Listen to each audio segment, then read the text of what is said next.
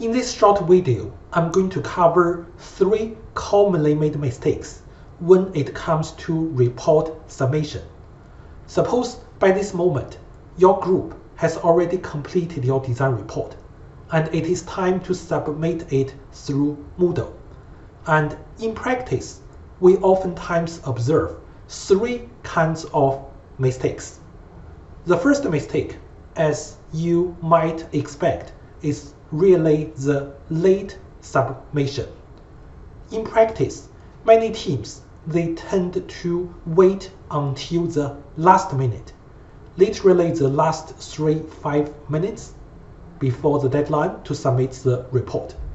And this causes a lot of problems because you need time to input information, you need time to upload the file, not to mention that Moodle tend to crash when multiple submissions are being processed at the same time. Okay, as a result, by the time you finish your submission, it's already past the deadline. In practice, no matter you are 1 minute late, 1 hour late, or 1 day late, and in the backstage, the system will automatically tag your submission, your report, as a late submission. There is going to be a red flag that indicates that this is a late submission. So by the course policy, we are supposed to deduct some marks. This is something that cannot be easily negotiated because it's already in the system. Okay, so if you want to make sure that you submit your report in time, it is very important that you start the submission process at least 30 minutes before the submission deadline, so that you have enough time to finish the submission. The second commonly made mistake is multiple submissions. Because the report for this course is a group effort, it's a group report. It means that each project group will submit 1 report and 1 report only by 1 student. Okay, in practice, there are 2 common reasons for multiple submissions. The first one is lack of coordination and communication between group members. In other words, both member A and member B think he or she should be the one to submit the report. As a result, 2 students, sometimes even 3, and they submit different reports and at the same time or at different times. In other words, 2 reports will be submitted for 1 group. Okay, the second common reason is that once a group submitted their report, and okay, they identify certain mistakes, certain missing component.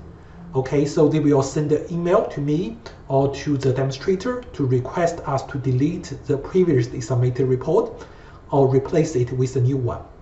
In practice, we cannot do that. This is because your report will be checked for similarity based on the system called 1018. Okay, so this is for the purpose of research integrity. Okay, we want to check the content of your report to see how and to what extent this is original. Okay, if you submit a report and then delete it, even if we delete it from Moodle, the report will still be stored in 1018 system. In other words, after you submit a new report, the new report will be automatically checked with your previously submitted report. As a result, the similarity score of your new report will be extremely high. So, in short, it is very important that 1 group will submit 1 and only 1 report by 1 group member. So the third commonly made mistake is really regarding the report format. It is very important that you submit your report as a PDF document. This is also related to the professionalism in the workplace, because the PDF document cannot be easily edited. Okay, it means that the format is already double checked by yourself. Okay, if you submit your report in the Word format, in a lot of cases, the format that shows in your computer could be very different from that shows in the reviewer's computer. So in conclusion, these are the 3 commonly made mistakes when it comes to report summation. And I sincerely hope that you don't make such mistakes, because even if you make it and you contact us, and the best we can do is to direct you back to this very particular video.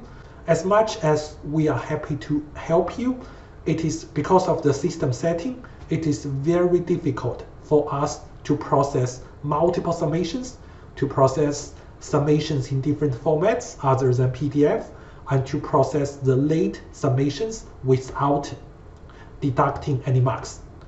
So good luck with your report summation, and I hope that your report summation process will be smooth.